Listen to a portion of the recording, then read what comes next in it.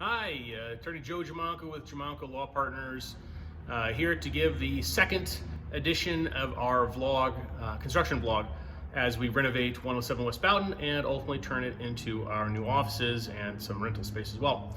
It's been a little while since I did the first vlog update, and there are a couple reasons for that. We are still in the process of getting permits, so there's not a lot we can do until that's done.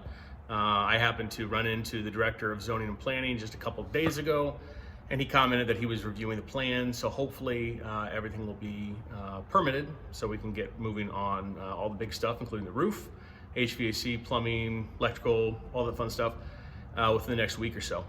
A few roadblocks that I have hit that I've had to deal with. None of them have been fun. But surprises come along in construction. If you think there are not going to be any surprises, you're completely insane and get into a project like this. The first of those things was when I went to have the utilities turned on. We got the water turned on, and there was a part from the water company that had failed at some point in the last 8 years that this building was closed down. So the water company had to come and replace that part. They did so very quickly. Kudos to them on their timeliness in getting that done. The second issue that came up, I'm still dealing with, and that is with the gas company. When this building was shut down, they pulled the gas meter. Can't have gas service the building without a gas meter. So unfortunately, NICOR's process to get a new meter is a real pain, to say the least. There's a complicated application process and so forth. Even though there's nothing substantial being changed, and even though there's no new gas service, it's the same thing that's been here since 1995, 1996 when this building was built. But we still have to go through this process of them deciding what meter to put in and then coming to put the meter in and all that fun stuff. So we've been dealing with that. Hopefully that's gonna be taken care of in the next couple days so that it doesn't just delay the HVAC when it's gonna be done along with the roof. So there's a lot of stuff that overlaps, and part of the huge key with doing all this is keeping everything on track, moving forward, and not having anything delay the construction process. Now, to my general contractor's credit, they have been spectacular so far. Anytime I've had some kind of a concern, it's been addressed immediately. The first of those concerns, you can get a little bit of a laugh out of, as I'm gonna tie in some video from my dash cam. And the important part is not the video, it's the audio. And you'll hear it here in just a second. Last weekend when I was here, I drove past the building just to check on a couple things. And in particular, what turns out is a problem that we're trying to address, which will be on the dash cam video. Let me just cut to that right now. Here it is. Hey, don't pee there again. If I see you do it again, I'm going to be prosecuted. All right? So, we have a pee-pee problem on our building.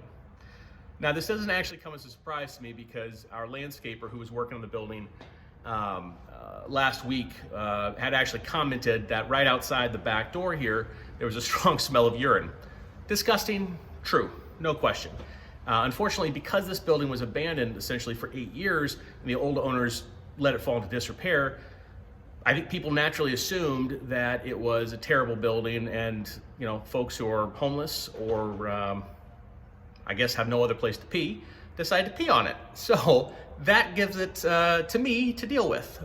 So we have a solution for that, and that's where my general contractor really stepped up immediately. The next day, I came in and I talked to him as he was here checking a couple things out to do some planning.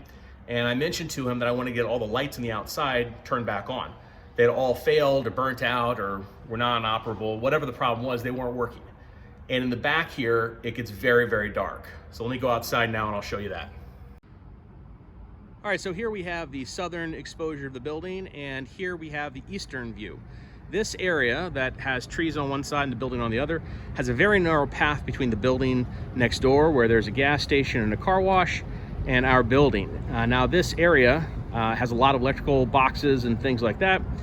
And when we actually purchased the building, down in this area over here, it was full of trash, including an actual toilet. That's right, a toilet. Now perhaps that's what gave the folks that decided to pee on the building the indication that it was safe to do so, because there was already a potty here for them to use. Perhaps, I don't know. In any case, what I had found after I caught that individual peeing on the building was that the lights that are up here and further down were burnt out. They were non-functional altogether. That coupled with the fact that all these coach lights on the outside of the building were not working, these guys right here, my electrician got those working literally the same day I complained to him.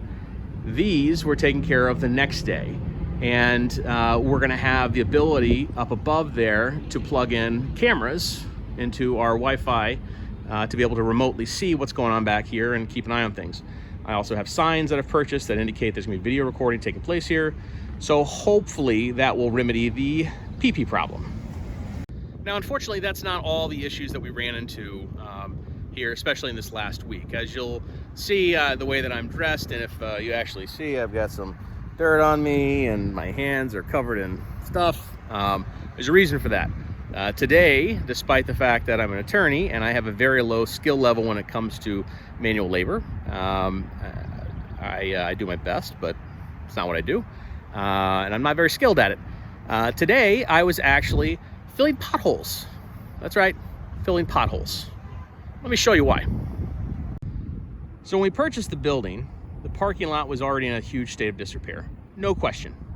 In fact, as soon as we purchased the building, I had signed a contract with a paving company to come in at the end of the project to basically cut out all this bad pavement, to re-asphalt it, restripe it.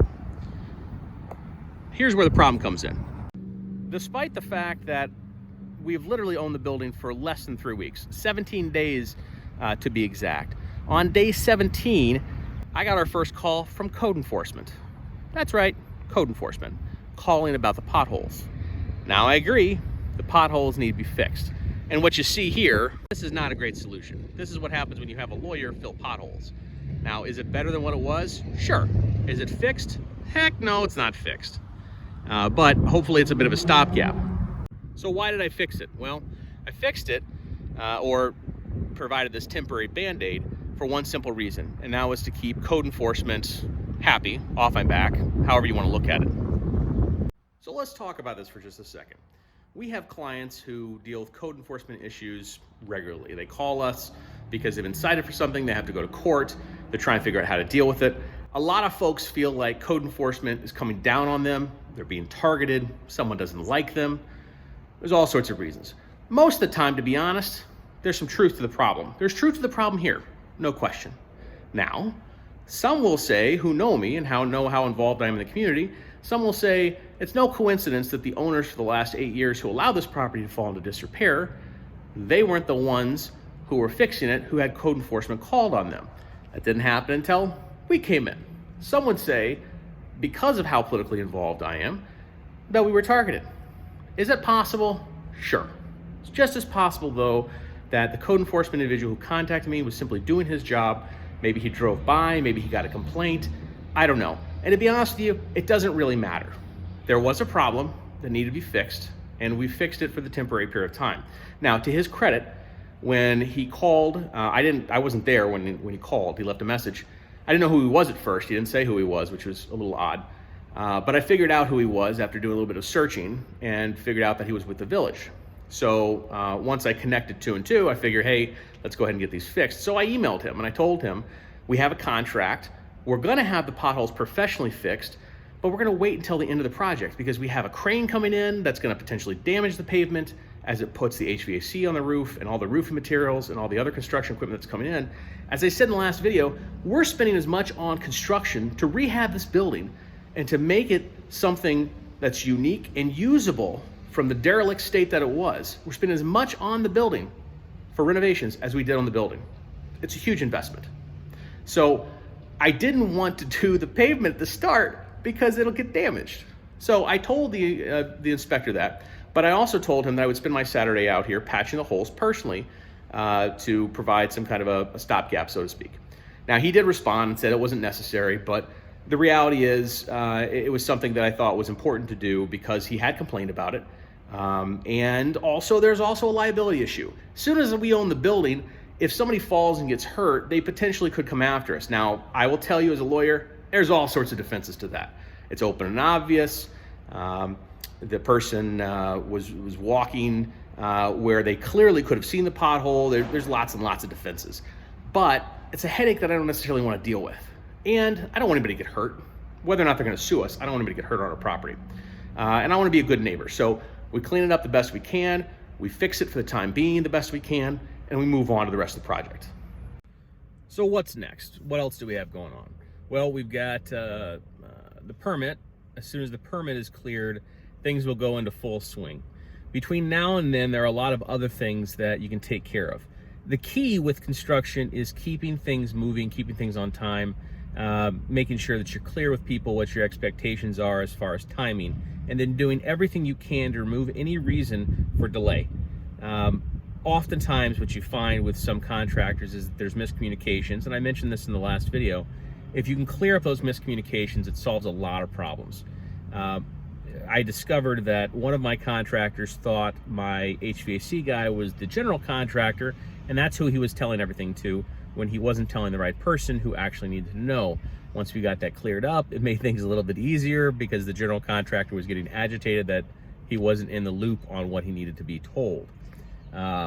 So we're trying to smooth out all those things, and we're getting them moving pretty well.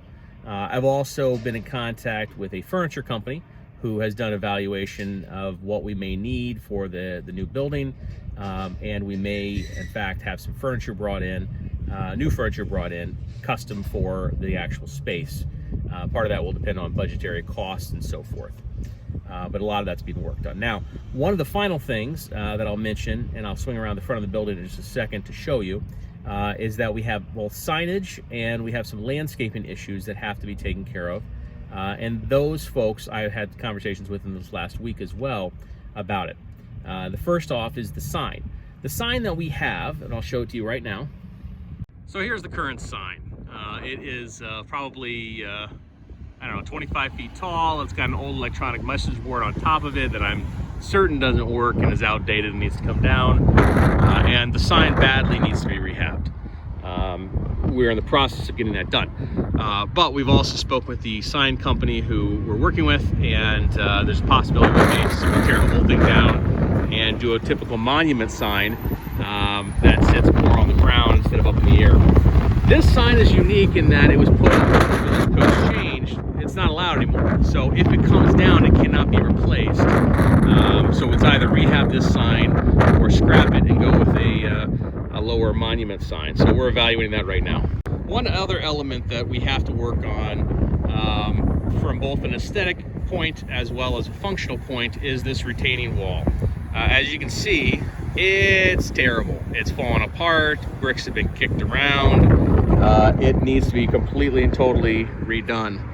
I've actually discovered that our property line runs all the way over here, and our neighbor, Vic's Car Wash, I think has actually been maintaining this to some degree, but that is our property line and it's our wall as well. This part here next to our building is definitely being replaced. In fact, I expect that the contractor who's going to be doing some of that may be out here repairing this later today. So there we are, 2.5 weeks into the project. Project is moving along, things are getting done. We're keeping things moving as quickly as possible. Still on target to move in by no later than August 1st, as far as I can tell. Hopefully zoning and planning will not hold up our permit at all. It's very straightforward, so frankly, I would think it would be approved within the next few days. But so far, so good, I guess. You know, deal with the problems as they come along, deal with them the best you can, move on to the next issue. Try not to dwell. And that's it for now. I will update you when I have some more information to share. Thanks.